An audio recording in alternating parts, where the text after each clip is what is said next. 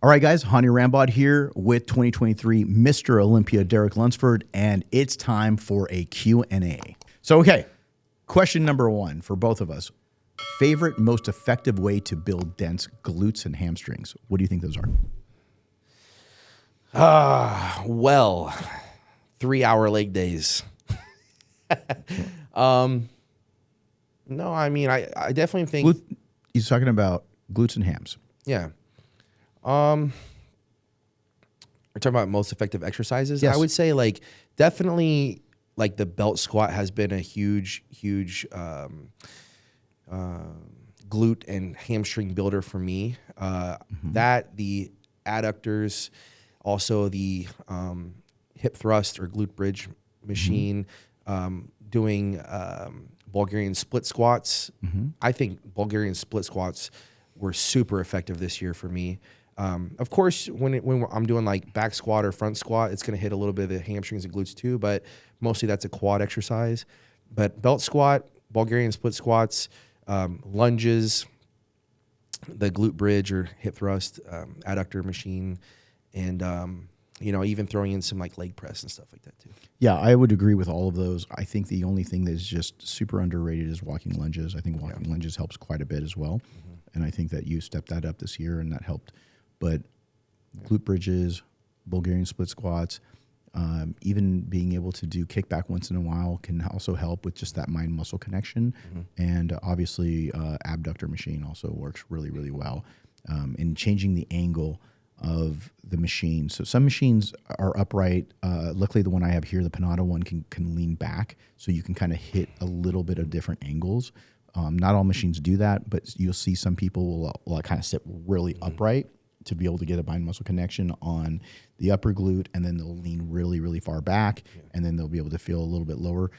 Again, just depending on the machine and depending on your biomechanics, but I think that using both versions of that abductor machine works really well as well. I think those are great, but I usually start off, before I do those exercises, I typically will do a warm-up with a couple variations of hamstring curls, of course.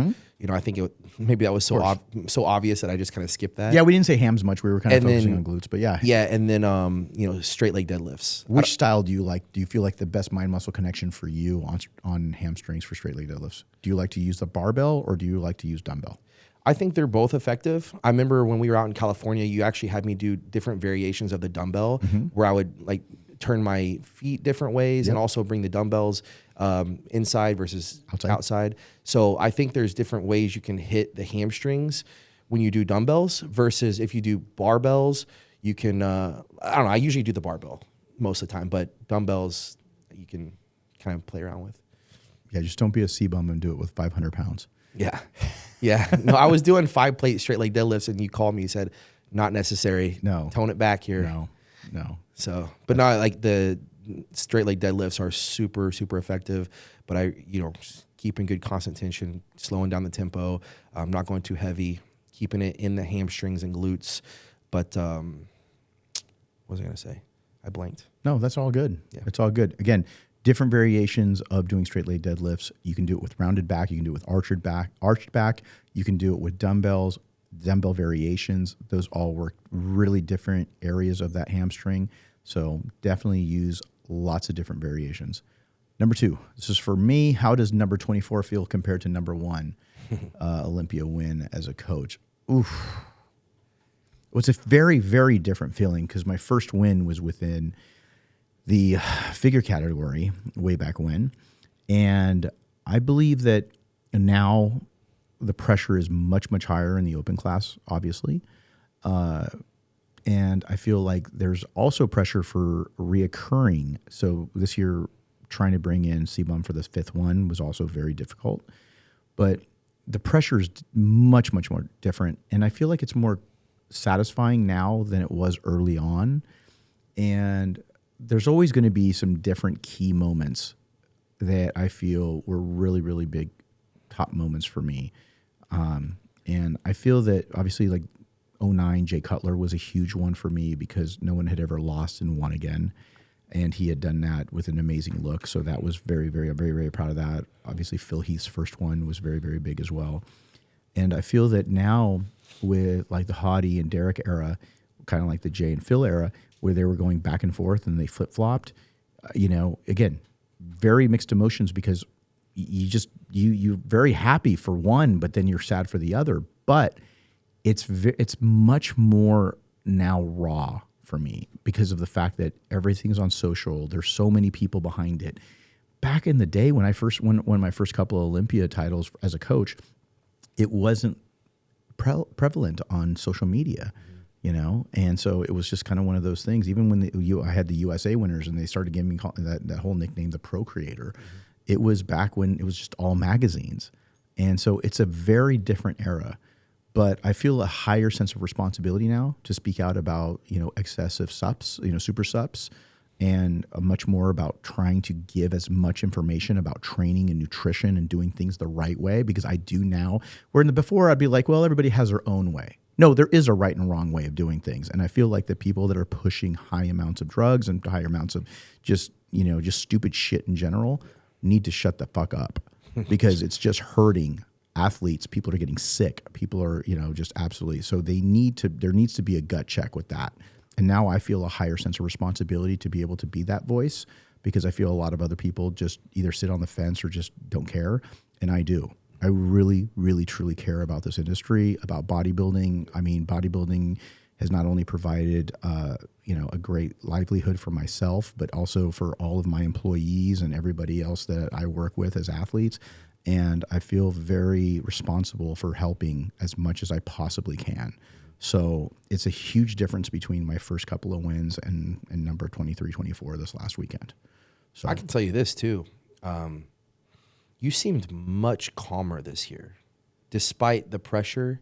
And even like you said, like having Chris dealing with his issues and stuff like that. I know our prep this year went very smooth, but I know the last couple of years, you seemed a lot more stressed. This year, you seemed way more laid back. Like you were just very trusting in the process, trusting in God or something. I don't know. No, I did. I think that I know that everybody was preparing at their highest level. I know you were, Hadi was, you guys were all in really good places with your physiques. So it wasn't any last minute hocus pocus that needed to be done, small tweaking. And so I didn't want to overexert my own personal stress to create anxiety when I knew most of the work was all done. The only one that created stress was because of C-Bum's injury. And I didn't know how his body was going to react. And rightfully so, because it didn't react the same way as the year before. Sure. And so I had to give a different look. I had to go for a fuller look, try to get more 3D, try to give it more pop, because I knew his body was in a different place. I had to keep the calories much higher. His metabolism was ripping, and I didn't want him to end up being lighter than he was the year before. So I knew that I had to kind of balance things out in a different method. So, and he had such an amazing back in the off season, and then for him not to be able to train for an entire month and then have to manipulate through, pauses, rest pauses, doing different kinds of manipulation through mind-muscle connection, where he's just used to like really pounding the weight. But I feel like it really helped his leg development, and it helped his back get redeveloped the final 6 weeks, because he couldn't train back for a whole entire month in the middle of the prep. And so, and then on top of that, obviously, then he ended up getting Courtney pregnant. I know. And what a blessing, man. That's crazy. Between you and I sent him a message. We're right popping away. out. That's why they call me the Procreator, ladies and gentlemen. We always throw in a little extra when you check the box that would you like to have a child during this prep, along with trying to win a title, and they both pressed yes. So therefore, we and then we asked, would you like a boy or a girl? No, I'm just kidding. We're not going to get that specific, but yeah. So now, Courtney and C-Bum are having a baby. No, congratulations to them. Yes, amazing. Huge congratulations to them. And it's funny, man. Like, I remember when he heard that you guys were having a kid, and he's like, well, I want to have one. Yeah. He's like, I want one of those. It's like somebody who gets a car, right? And you're like, oh, you got a Porsche GT3, right? No, I didn't. But Okay, yeah. He's always trying to one up me here. Dude, he's trying to one up everybody, right? So he had to get the one with the wing because I have the one without the wing, the touring. And then he's like, oh, mine's manual too. I'm like, you don't even know how to drive a stick, you know? I'm over here driving a Toyota Corolla. No, you're not. You got a nice Escalade. Get out of here. Don't play the victim. So he turns around and he's like, oh yeah, I got to, I want one of those. Yeah.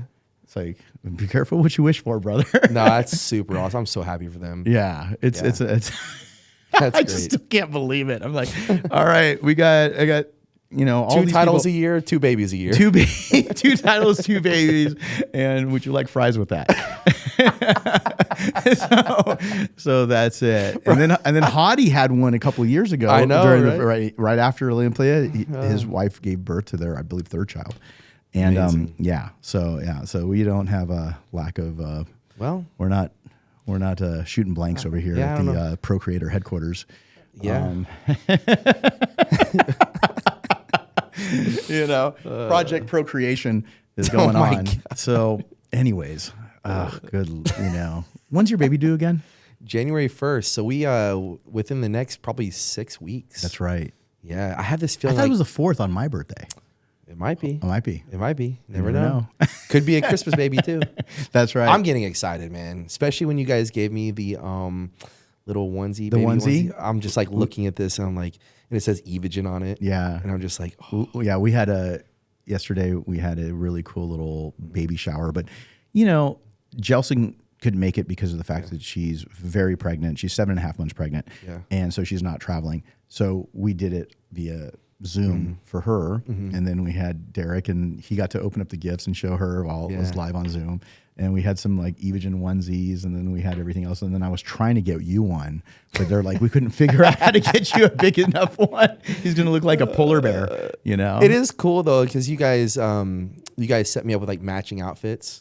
So like the onesie, and then like I got the hood, the Evogen hoodie. So I get to match my daughter. That's it. That's awesome. That's awesome. And then now C-Bum's got one on the way. That's amazing. That's right. That's crazy. Blessings on blessings. That's man. right. That's right. Yeah. Hey guys, just a quick reminder that you want to sign up for the early release for the Black Friday sale. Make sure you go to evogennutrition.com to sign up. Now back to the podcast. Okay, let's go to the next question here. What feedback did judges give you, Derek?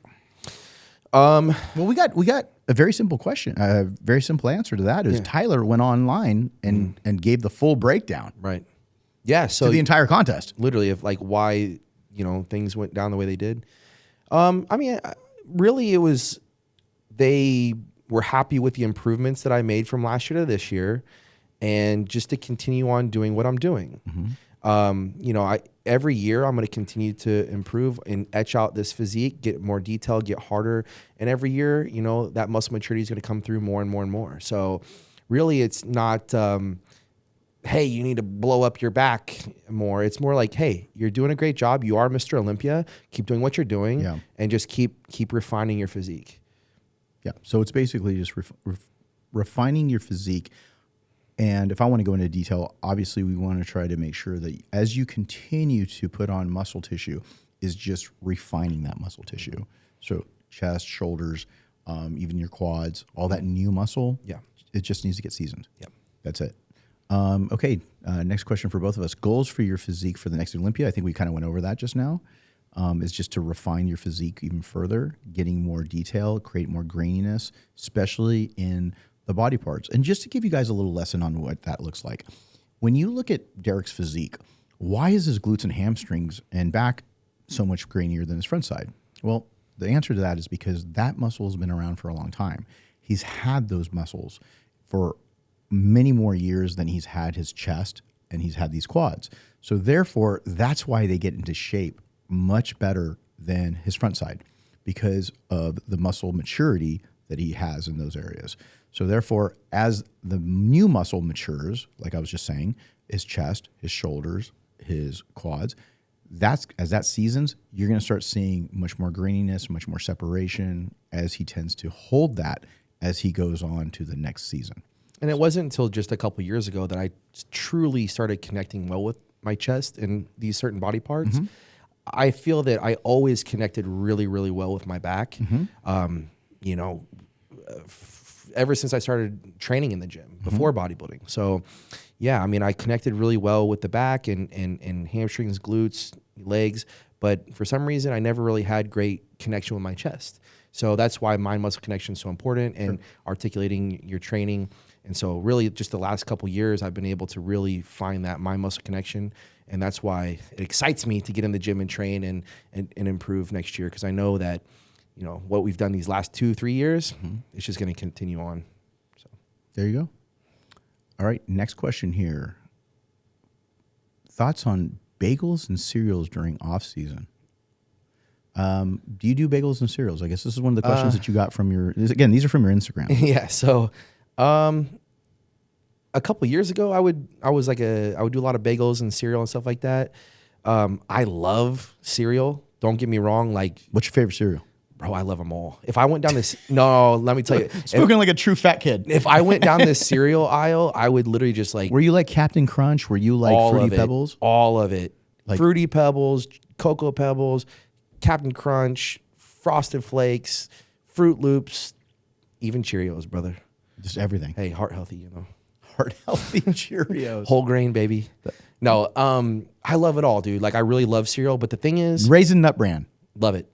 Seriously. You know that cereal? Yeah, the Raisin Bran. I love that stuff. No, it's the Raisin Nut Bran. The one that's covered. The raisins are covered with the little pieces of almonds. Oh no, I don't know if I have that. That's what Phil Heath called rich man cereal, because it was always like $2 more. Really? Yeah. I have to try it. But no, but I know myself, and I don't like to eat like high sugary stuff too often. I will, don't get me wrong, but it's because I love it. Like I get a little taste of it, and I want to devour it all. So if I had a bowl of cereal, I would not only have the bowl of cereal, I'd definitely have the box of cereal, and I'd probably, be searching for a second box to stick my hand in or have, eat. So I just avoid the things that I like that much.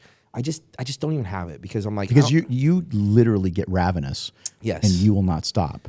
So what do you do now instead at night? So instead, if you see my YouTube, you know what I do. Definitely post Olympia. This is my favorite thing, is I actually take a bowl of oats and I put like protein powder in it. I put the Isoject. So what flavor? You just drop the fruity cereal. Yeah, I did that the other night. Right. So like that's literally perfect. Put that in there. But I usually do like the oatmeal cookie. I like oatmeal cookie's my go-to. That's a go-to. Yeah, go-to for oatmeal, because again, it's oatmeal cookie. Yeah. So therefore the consistency can get like that oatmeal cookie-ish thing. That's my favorite, the oatmeal cookie. You just drop the I didn't think, but does it literally taste good with a fruity cereal? Personally, I prefer to just drink the fruity cereal. Okay, me too, because I don't know if it would taste good like with oatmeal. It's not I did do it with the oatmeal the other day, and it was good. Okay. It wasn't my favorite, because like I said, I like the oatmeal cookie flavor. I like the ice cream sandwich. I like the s'mores. Those are the ones I usually put in the oat. How many scoops are you using, and how many grams of carbs are you using for your oats?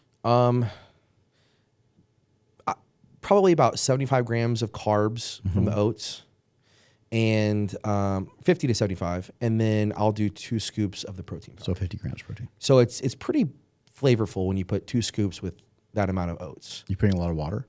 Yeah. Okay. Yeah, pretty good amount of water. So I do that, and for me, I prefer the quick oats, because it's like chopped up and it's like a little smoother. If you do like the whole oats, whatever, it gets a little grainy. Yeah. So that's what I do. Also, you could do like cream of rice. You could put cream of rice with the protein powder. That's a good option as well. But you also like to do the chocolate Evogen too. Yeah, I put that in the oatmeal. You love that. I stole it from your cabinet. Did you? Yeah. Yeah, you're running low. From the house or from here? From your house. Dude, I gotta go back and I was check like searching the Look cabinet. at this guy, man. This guy's just going out. He's the honest thief. But so that's why I do, and not just. I do that because a couple things. One, it tastes good. I like it. It satisfies my cravings, but it also doesn't shoot my blood sugar up real high, and it's more filling. So like I can have more food volume. Right. Yeah. Bulk. And I'm satisfied by that, and I'm like, wow, that was good. It curbed my sweet tooth, and I'm not eating 2 boxes of cereal and shoot my blood sugar up, and just I don't know. And then you feel like crap. You're sweating. You're calling me going, yeah, I'm in a food coma, bro. Help me. Yeah, the more sugar I eat, it's like crack. You just want to keep eating more of it, right? So that's what sugar is. never had crack, but But you got I've close. had a lot of sugar.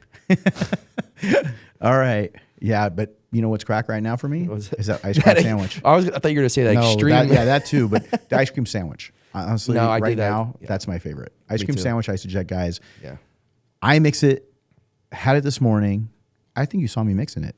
I might have stole a scoop this morning too. This is what you do. It's okay. It's okay. I know a guy. They can get more. Yeah. Ice cream sandwich, ice eject mixed with the Faye Greek yogurt. It's that thick Greek yogurt, non-fat. Grab, half a cup of that or a cup of the yogurt. Mix it with a scoop of that. Vanilla. It's a vanilla ice cream sandwich with the little pieces of ice cream sandwich. The little breading of the ice cream sandwich. And I made it gluten free for those of you that are gluten free like myself. So, because some of them are not. Some of the people that have done flavors that are similar to that, whether it's a cookies and cream or whether it's ice cream sandwich or something, then some of them put wheat based. And obviously, because I'm gluten free, I try to make everything gluten free. Actually, I have nothing that we have is got gluten in it.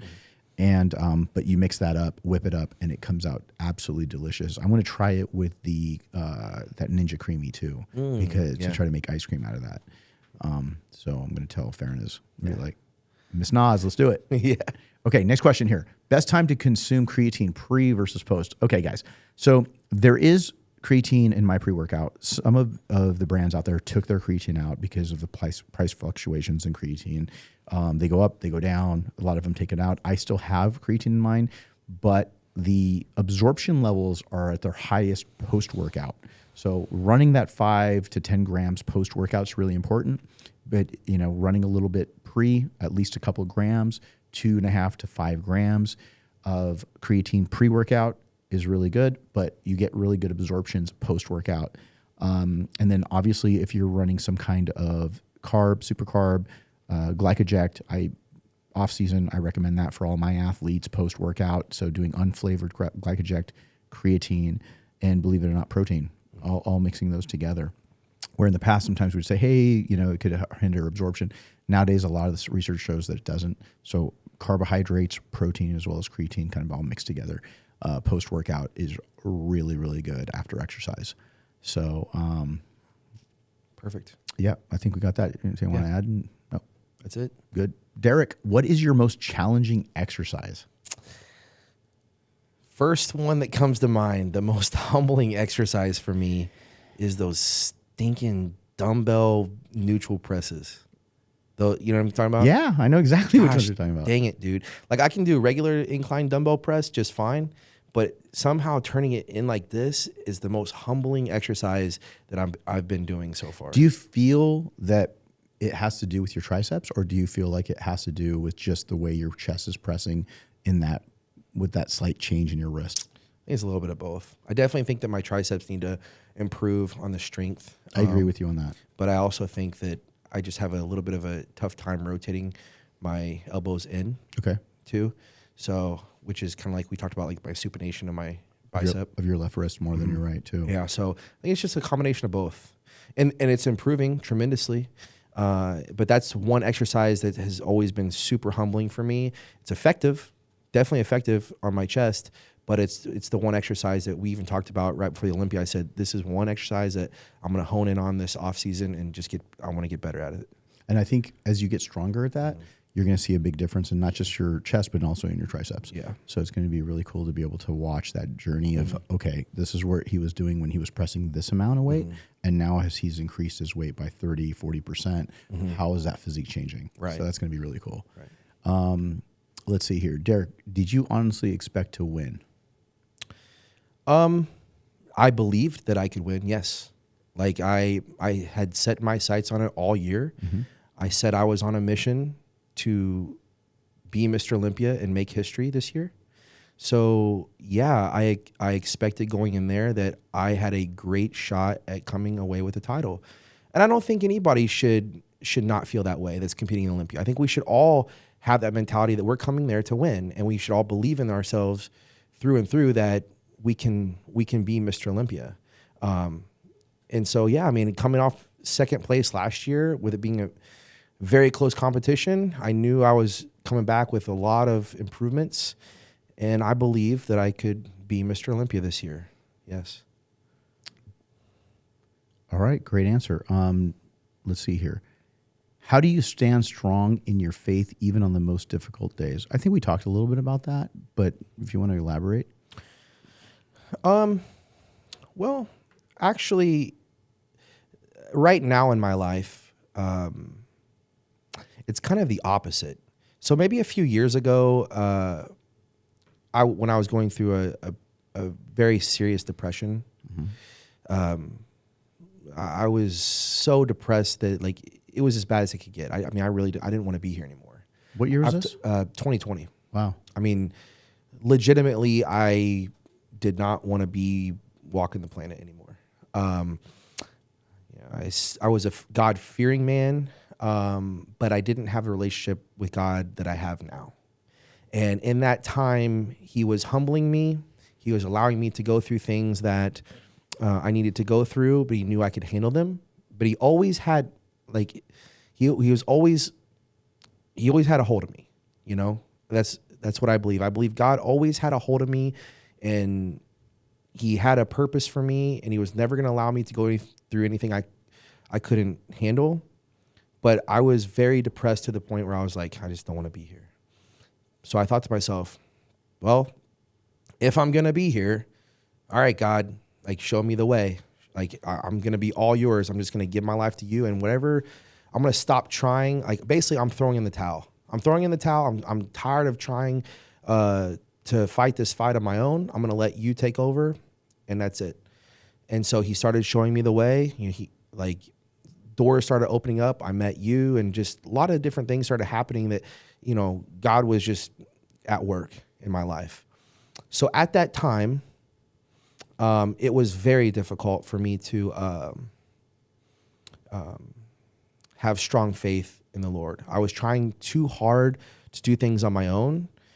And when I finally let go and let God, it was like this weight lifted off my chest. And then he started revealing himself in so many different ways.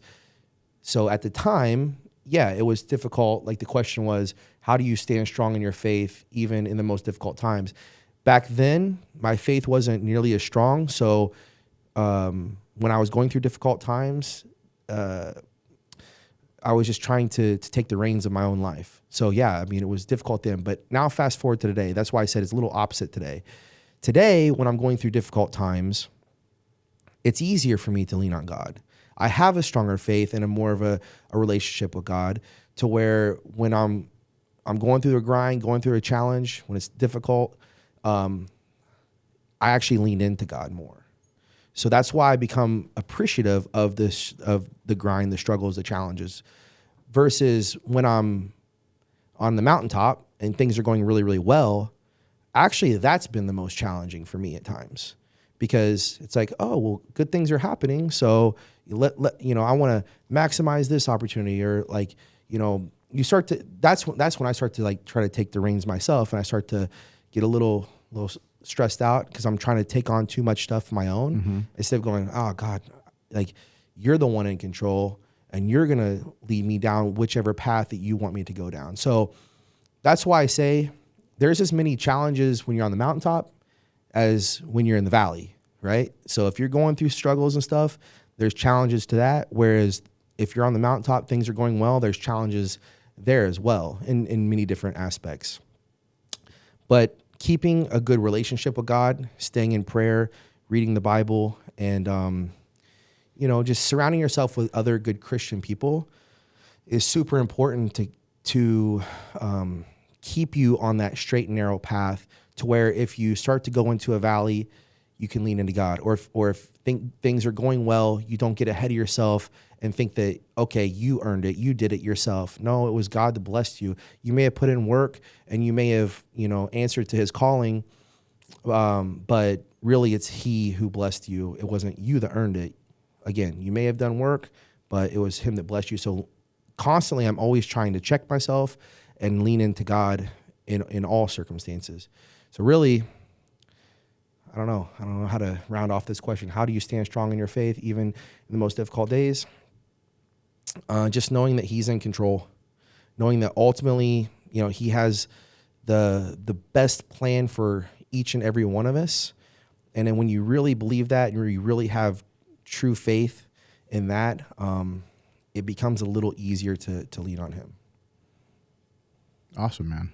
Thank you for sharing that. I mean, it's always great insight into how you think, and I think it helps a lot of people understand you better, and also maybe help them in their journey, in their personal journey. I mean, that's what we're here for, right? Like, that's why we're doing this podcast right now, and that's why I'm willing to open up and share these things, is because it's not for me, it's for someone else out there. Even when I'm answering a question or talking about the social media in terms of, you know, how it was first stressful for me, and being in front of a camera was, you know, I felt a certain way. It's like, there's people out there that I just want to help. Like, I hope that I can make a strong impact on as many people as I can. Awesome. What are you looking forward to the most about being a dad? Oh, well, I've never been a dad before, so I don't really know what's to come. But I mean, everything that comes with being a dad. I told Jelson, I said, I can't wait I'm ready to go straight dad mode. You know, I think actually that child is going to be super so spoiled. I think I'm going to reach out to Tyler Mannion, and I think that we should actually consider a new division next year. And I think the front runners will be me and Chris Bumstead for best dadbod. I think we should do that. The Rambod dadbod. Yeah. So me, special. Hey, what class is it? I'm going to have my own division. It's going to be the dadbod. Special invite request is going out right now for me and Chris Bumstead for the best dadbod division. That's okay. We got to create a category. You got to have a child within 12 months. It can't be older than 1 year. That's right. And we got to give the dadbod trophy. Best dadbod. Oh, that's hilarious. Awesome. Okay, Hani and Derek, what are you looking for? What are you looking forward to most in 2024? Is it the travel? Is it the training? Is it what is it? Well, first, my baby girl. That's number one. Absolutely. Super excited to have her here and get to meet her and watch her grow up. That, without question, is the most exciting thing for sure. In terms of everything else, bodybuilding, career, things like that, yes. I mean, dude, when I said I wanted to be a bodybuilder and I wanted to be Mr. Olympia, this is what I always dreamed of. Traveling the world, getting to train in really cool gyms, getting to meet, you know, tons of people and that's passionate about bodybuilding. It's like, this is what I signed up for, man. This is what I always wanted. And so now I get to live it and do it. So I want to go everywhere. I want to be as busy as I possibly can be. Which sucks because right now you can't do that because you got Jelson. So you are like, I know you're like, I want to go here. I'll go there. You but can't. You know what? But you will. To me, that's a God thing. That's God saying, hey, make sure you slow down. That's right. Make sure you have balance. Put your family first. Because otherwise, I'd be here, there, and everywhere. Guys, he literally is like, hey, do you need me to go to Dubai with you? I'm like, you got Jelson at home. Oh, yeah, I can't go yet. And I'm like that's what I'm saying. Literally. I know that we'll FaceTime you. We'll FaceTime you from Dubai. Yeah. But it's cool that you now, like you said, it's just all a master plan thing here with the man upstairs, because you are now having to be like at her side. She was at your side. Now, and again, everyone's heard me preach many, many episodes of how important it is to have such a great partner in your life to help you. It doesn't matter if you're bodybuilding, whether it's your career, whether it's anything in life. It's about those people that have your back. And Jelson and Courtney and my wife, you know, AKA Farronez, Miss Nas, we have amazing partners in our life that have allowed us to get to where we're at because of the support that they've given. And it's such an important thing to have that to become successful. And I feel that as much as you want to go to Dubai with us, I want to go everywhere. I know you do. But it's time for you to spend some time with her. Yes. Because again, she's almost at full term. Yeah. You know, I mean, it could happen really at any time in the next few weeks. Yep. So no, actually, I don't even want to end there. Like, there's so much to look forward to this year. I touched on it earlier. Like, we're wanting to open up a gym this year. So that's super exciting. Like, dude, you don't understand how excited I am to have my own gym. It's been I've had to be very patient. Yep. It's a long process, and it's not. Do you have the spot yet or no? No, we're gonna go look at a couple more places this week. I had a spot, and then I decided that I wanted to go bigger. Okay. So I said, nah, we're gonna go bigger. So started looking. So this is going to be an open gym, not a 212 gym. Yes, exactly. Yep, no cap. That's a dad joke. Yeah. That's a dad joke, guys. So, so no, we're going bigger with the gym. So we're finding a different location. I think we may have found one. Okay. And I'm gonna go check it out as soon as I get back. But yeah, anyway, that's super exciting. I can't wait to have my own gym. That's gonna be amazing. And then, of course, to round it all off, we have the Olympia next year, and I mean that's. My sights are already set on 2024 Olympia. So there's a ton to look forward to this year, man. Yeah, there's a lot. And looking forward to meeting baby Evie. Oh, yeah. So she's going to be due here soon. And guys, just want to say, make sure you follow Derek. I know you guys already probably do, but not just on Instagram, but on YouTube. He's pumping out a ton of amazing content. We're going to be posting up a couple of the workouts from this week here. And just so you guys remember also, if you're watching this and Black Friday hasn't happened yet, we are doing an amazing Black Friday sale. So get a chance, go check out evogennutrition.com. We have not only great prices on products. If you haven't tried Evogen before, now's the time to try it. If you have had Evogen before, it's time to stock up. And we're going to be doing great tier giveaways. So go check it out, evogennutrition.com. Derek, congratulations again on winning the 2023 Mr. Olympia. Thank you. You worked your ass off for this one, and I feel like it's going to be just continuous improvement. So looking forward to getting together again soon. Me too, man. After you have the baby, so we can rock and roll. Yeah. HANY RAMBOD, Mr. Olympia, Derek Lunsford. All right, guys. What I'm doing for the first time ever is putting a wait list for my coaching services. Go ahead and check it out, hanyrambod.com. Fill out the form below so that you can turn around and be waitlisted if you're interested in any of my coaching services. Go check it out, hanyrambod.com.